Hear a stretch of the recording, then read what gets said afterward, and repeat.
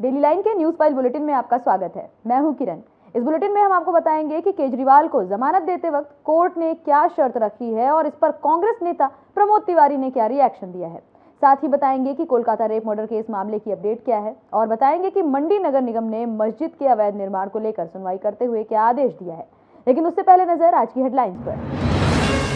भारत सरकार ने बदला पोर्ट ब्लेयर का नाम, श्री विजयपुरम होगा नया नाम। गृह मंत्री ने कही पुराने नाम में औपनिवेशिक झलक होने की बात। दिल्ली शराब नीति केस में केजरीवाल को मिली जमानत, सुप्रीम कोर्ट ने सीबीआई को दिया निर्देश। प्रमोद तिवारी बोले ये मोदी सरकार के मुंह पर तमाचा।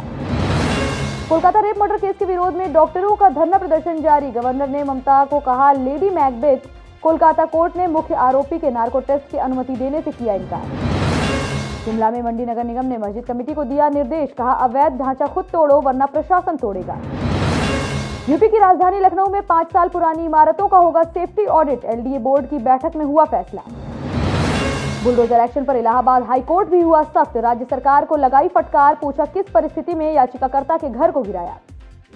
चर्चा करेंगे खबरों की विस्तार से, रुख करेंगे पहली बड़ी खबर की ओर।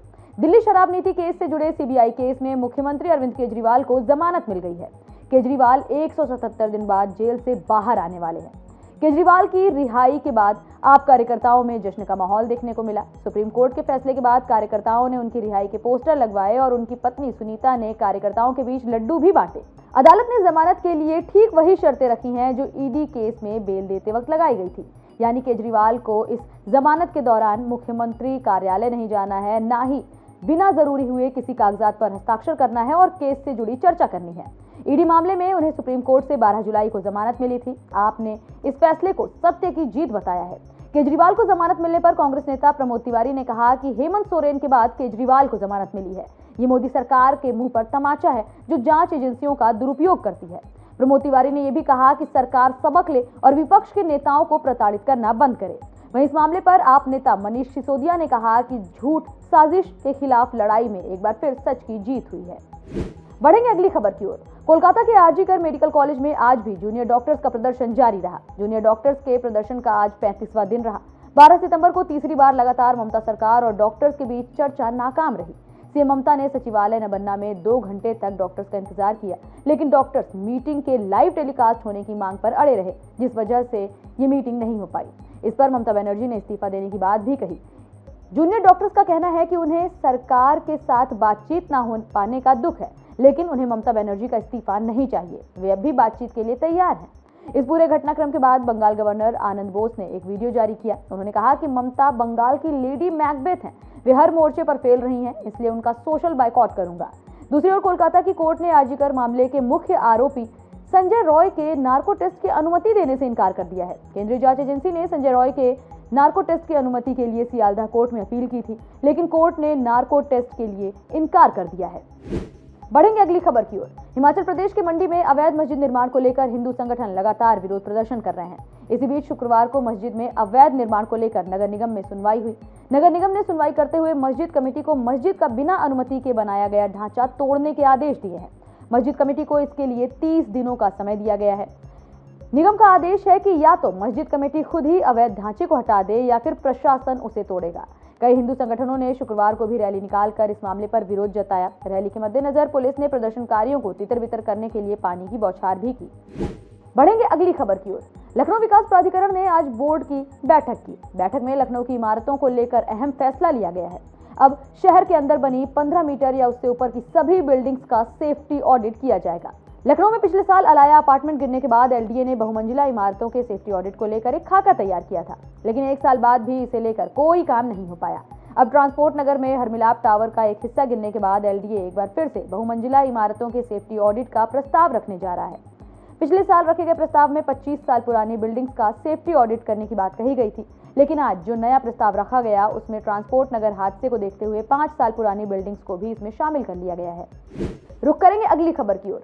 सुप्रीम कोर्ट के बुलडोजर एक्शन पर कार्रवाई के बाद अब इलाहाबाद हाई कोर्ट ने भी यूपी में एक मामले में सरकार को फटकार लगाई है। कोर्ट ने नाराजगी जाहिर करते हुए यूपी सरकार से जवाब मांगा है। दरअसल यूपी के आजमगढ़ में कानूनी प्रक्रिया बिना अपनाए ही बुलडोजर से घर गिराए जाने पर हाईकोर्ट ने ये सख्ती दिखाई है।